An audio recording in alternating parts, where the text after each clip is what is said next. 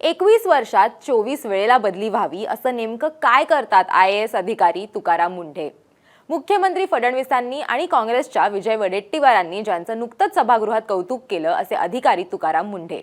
त्यांच्या कामाची स्टाईल जनतेला भावते पण नेत्यांना नाही. नेमकं काय कारण आहे की अनेकदा एकाच राजकीय पक्षातील लोक त्यांना पाठिंबा देतात आणि त्यांचा विरोधही करतात? नागरिक त्यांची बदली झाली की आंदोलन करते असे ते अधिकारी आहेत, पण त्यांना कुठल्याच पदावर जास्त काळासाठी ठेवलं का जात नाही हे आपण या व्हिडिओतनं समजून घेऊयात. नमस्कार, मी देवयानी आणि तुम्ही बघताय मुंबई तक.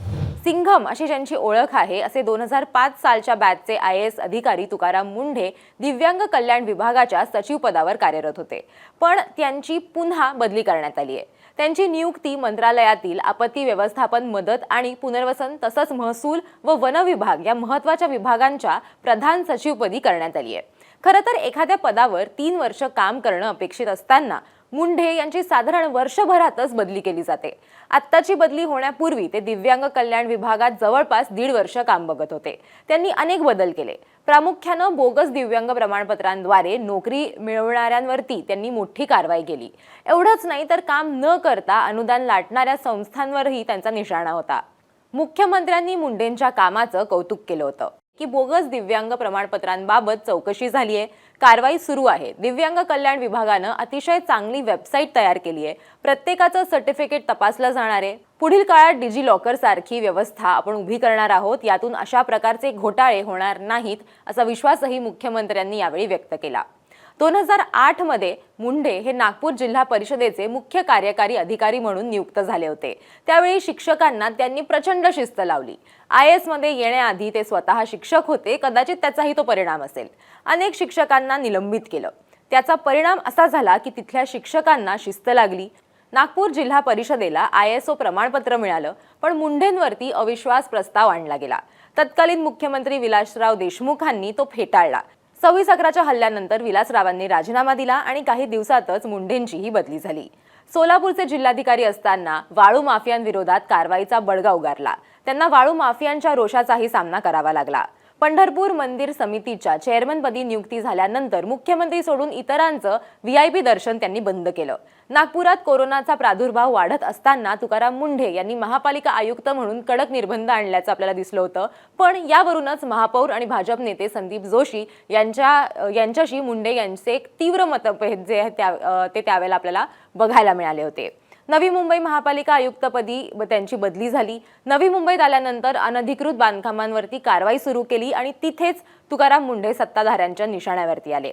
नवी मुंबईतही त्यांच्या विरोधात अविश्वास ठराव जो आहे तो आणण्यात आला. नवी मुंबईतून पुण्यात PMPLच्या ज्या अध्यक्षपदी त्यांची बदली झाली. पुण्यात गेल्यानंतर त्यांनी तोट्यात असलेल्या PMPLचा महसूल वाढवण्यासाठी अनेक पावलं उचलली, अनेक नियम बदलले, पण त्यांनी सिनियर सिटीजन्सचा जो पास आहे त्याची किंमत वाढवली होती, जो सवलतीत होता, आणि त्याच्यामुळे त्यांना रोष सुद्धा सहन करावा लागला.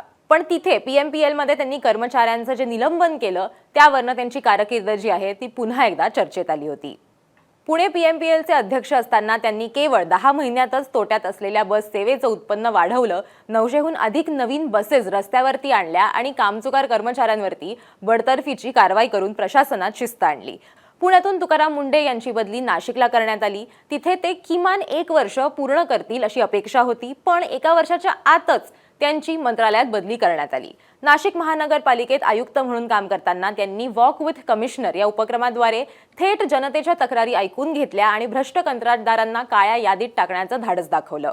नवी मुंबईमध्ये मुंढे यांच्या समर्थनार्थ लोकांनी एक आंदोलन केलेलं होतं आणि ते आतापर्यंतचं सगळ्यात मोठं जन आंदोलन जे आहे ते मानलं जातं. त्यांच्यासाठी अनेक नागरिक रस्त्यावर उतरले होते आणि सेव्ह तुकाराम असा हॅशटॅग चालवून एक मोहीम जी आहे ती सुद्धा त्यांनी राबवली होती. वाशीमध्ये त्यांच्या समर्थनार्थ भव्य मोर्चा सुद्धा काढण्यात आला आणि 50,000 नागरिकांच्या ज्या सह्या आहेत त्या सह्या सुद्धा या मोहिमेसाठी घेण्यात आल्या आणि मुख्यमंत्र्यांना एक निवेदनही देण्यात आलं. नाशिकमध्ये सुद्धा असंच झालेलं होतं. नाशिक महानगरपालिका आयुक्त पदावरून ज्यावेळेला त्यांची बदली करण्यात आली त्यावेळेला आम्ही नाशिककर या बॅनरखाली नागरिक एकत्र आले होते. महापालिकेचं जे मुख्य कार्यालय आहे तिथेच त्यांनी निदर्शनं केली. शिस्तप्रिय आयुक्तांना हटवण्यास नागरिकांनी तीव्र विरोध दर्शवला होता आणि विविध घोषणा ज्या आहेत त्या सुद्धा त्यावेळेला देण्यात आल्या. कोरोना काळात त्यांनी नागपूरमध्ये खूप चांगलं काम केलं. त्यांची ज्या वेळेला तिकडनं बदली झाली त्यावेळेला त्यांच्या निवासस्थानाबाहेर सुद्धा लोकांनी जमून निदर्शनं केली होती आणि त्यांच्या शिस्तबद्ध नियोजनामुळे कोरोना काळामध्ये एक नियंत्रण जे आहे ते राहिलं, कोविड हा नियंत्रणात राहिला असं नागरिकांकडनं त्यावेळेला म्हटलं गेलं. नुकत्याच डिसेंबर 2025 मध्ये झालेल्या त्यांच्या निलंबनाविरुद्धही नागपुरात नागरिकांनी मोठ्या संख्येने एकत्र येऊन भ्रष्टाचार विरोधी लढाईत त्यांना पाठिंबा दिला होता. आणि जर सगळ्यात महत्त्वाचं जर बघितलं तर अमरावतीमध्ये काय झालं होतं, तर आरोग्य विभागातून त्यांची तडकाफडकी बदली जी आहे ती करण्यात आलेली होती आणि त्यानंतर स्थानिक संघटना आणि राजकीय कार्यकर्त्यांनी रस्त्यावर उतरून सरकारच्या या निर्णयाचा निषेध नोंदवला होता. ही बदली तानाजी सावंत यांच्यामुळे झालेली होती असं बोललं जात होतं, कारण की या दोघांचं काम करताना एकमेकांची पटत नव्हतं. तानाजी सावंत यांना मुंढेंचं काम पटत नव्हतं आणि त्यांनी तक्रार केल्यामुळे त्यांची बदली झाली असं म्हटलं गेलं. त्यामुळे एकंदरीतच यांची कारकीर्द ही अतिशय कॉन्ट्रोव्हर्शियल राहिलेली आहे.